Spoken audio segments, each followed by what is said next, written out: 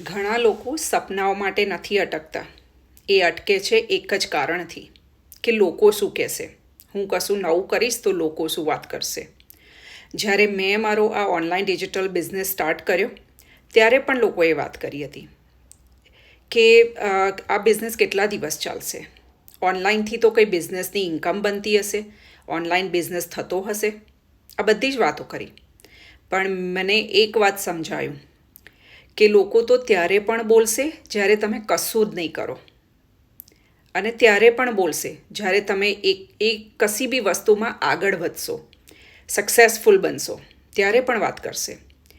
તો પછી નક્કી આપણે કરવાનું છે કે તમારે જીવન લોકોના વિચાર પ્રમાણે જીવવું છે કે તમારા પોતાના સપનાઓ પ્રમાણે. બધાની માટે સપનાઓ હોય છે, બધાની પાસે સપનાઓ હોય છે. સો એક જ વાત યાદ રાખજો કે તમે જો બીક રાખશો કે લોકો શું કહેશે, તો એ મોટામાં મોટી જેલ છે.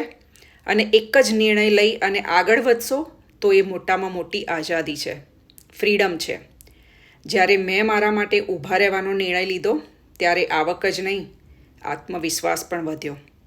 આજે હું એક વાત કોન્ફિડન્સલી કહી શકું છું કે જો તમારામાં વિશ્વાસ હોય પોતાની ઉપર, તો દુનિયા પણ તમારી પાછળ પાછળ ધીરે ધીરે આવી જ જશે.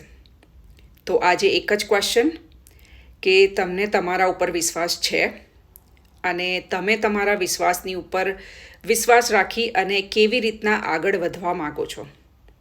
સો think about it and take the decision.